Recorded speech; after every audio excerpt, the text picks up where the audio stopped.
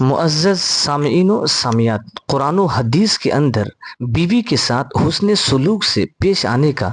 اور اس کے ساتھ فیاضی سے برتاؤ کا تاکیدی حکم آیا ہے۔ اللہ رب العزت نے ارشاد فرمایا کہ وَعَاشِرُوهُنَّ بِالْمَعْرُوفِ، فرمایا کہ بیویوں کے ساتھ معروف طریقے سے گزر بسر کیا کرو۔ اور معروف طریقے سے گزر بسر کرنے کا مطلب یہ ہے کہ گفتگو میں نہایت ہی شائستگی اور شیفتگی کا رویہ اپناؤ، حاکمانہ انداز نہ ہو اور نہ ہی بد مزاجی کی کوئی جھلک ظاہر ہو، جیسا کہ تم خود ان سے یہ توقع رکھتے ہو کہ وہ تمہارے ساتھ نرم رویہ اور عمدہ برتاؤ رکھیں۔ ترمذی کی ایک روایت کے اندر حضور نے فرمایا خیرکم خیرکم لأہلہ وانا خیرکم لأہلی، فرمایا کہ تم میں بہترین انسان وہ شخص ہے جو اپنی بیوی کے حق میں زیادہ اچھا ہو، اور فرمایا کہ میں اپنی بیوی کے حق میں تم میں سب سے زیادہ اچھا ہوں۔ سبحان اللہ۔ تو عزیزان محترم، جب کوئی عورت اللہ کے حکم کے مطابق کسی مرد سے نکاح کر کے اس کی بیوی بن جاتی ہے تو اس کو اللہ کا خاص امان حاصل ہو جاتا ہے۔ اگر شوہر اس کے ساتھ ظلم و زیادتی کرے تو وہ اللہ کے اس دیے ہوئے امان کو توڑتا ہے اور مجرم ہوتا ہے۔ اس لیے ہر شوہر کو چاہیے کہ وہ اپنی بیوی کے معاملے میں خدا کا خوف کرے اور وہ یہ کبھی نہ بھولے کہ بیوی بن جانے کے بعد اس کو خدا کی پناہ حاصل ہے۔ اب دیکھیں کہ رب نے فرمایا کہ فَإِن كَرِهْتُمُوهُنَّ فَعَسَىٰ أَن تَكْرَهُوا شَيْئًا وَيَجْعَلَ اللَّهُ فِيهِ خَيْرًا كَثِيرًا، فرمایا کہ اگر تم شادی کے بعد اپنی بیویوں کو ناپسند کرتے ہو تو ان پر صبر کرو، کیونکہ ممکن ہے کہ تم کسی چیز کو ناپسند کرو اور اللہ نے اس میں تمہارے لیے بہت سی بھلائیاں رکھ دی ہوں، اس لیے محض طبعی ناگواری اور ناپسندیدگی کی وجہ سے ان کو طلاق دے کر خود سے الگ نہ کرو، بلکہ اس معاملے میں خدا کا خوف کرو، اس لیے کہ بعض دفعہ نفس اچھی چیز کو ناپسند کرتا ہے۔ آپ دیکھیں کہ ایک عورت تعلیم یافتہ نہ ہو مگر وہ کفایت شعار ہو اور وہ امور خانہ داری کو بخوبی سر انجام دیتی ہو اور ہر حال میں اپنے خاوند اور شوہر کو راضی رکھنے کی کوشش کرتی ہو تو وہ اس کی ان اچھی خصلتوں کی بنا پر اس کے تعلیم یافتہ نہ ہونے کی کمی کو برداشت کرے اور اس کے ساتھ حسن سلوک سے پیش آئے۔ پھر بیوی کے حقوق کے حوالے سے ایک حدیث آتی ہے جو ابو داود کی ہے، جس میں حضرت معاویہ قشیری رضی اللہ تعالیٰ عنہ روایت کرتے ہیں کہ میں نے اللہ کے رسول سے پوچھا کہ یا رسول اللہ، ہماری بیوی کا ہمارے اوپر کیا حق ہے؟ تو اس سوال کے جواب میں حضور نے فرمایا کہ ان تطعمها اذا طعمت وتكسوها اذا اكتسيت ولا تضرب الوجه ولا تقبح ولا تهجر الا في البيت،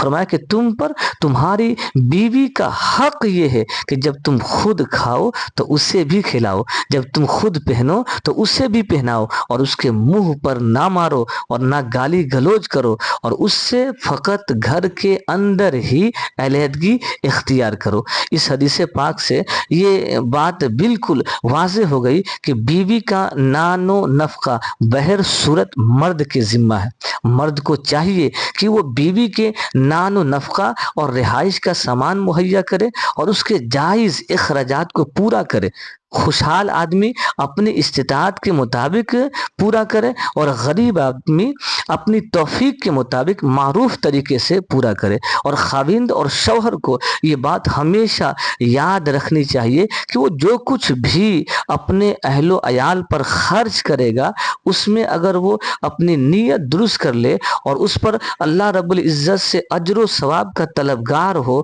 تو اس کا ہر چھوٹا بڑا خرچ اس کے لیے صدقہ بن جائے گا۔ سبحان اللہ۔ اسی طرح عورت کا حق مہر ادا کرنا مرد پر لازم ہے۔ قرآن کا ارشاد ہے وَآتُوا النِّسَاءَ صَدُقَاتِهِنَّ نِحْلَةً کہ تم عورتوں کو ان کے مہر خوش دلی سے ادا کر دیا کرو۔ اسی طرح بعض مذاہب میں وراثت کے اندر عورت کا کوئی حق نہیں ہوتا، مگر اسلام نے وراثت میں عورتوں کو باقاعدہ حصہ دلوایا ہے۔ قرآن میں ارشاد ہے کہ عورت کا حصہ مرد سے آدھا ہے۔ اسی طرح وہ باپ سے، شوہر سے، اولاد سے اور دیگر قریبی رشتہ داروں سے باقاعدہ وراثت کی حقدار ہے۔ اسی طرح عورت کو وراثت سے اور مہر سے جو کچھ مال ملے وہ پوری طرح سے اس کی مالکہ ہے۔ وہ اپنے مال کو جہاں چاہے خرچ کرے، اس پر کسی کو کوئی اختیار نہیں ہے۔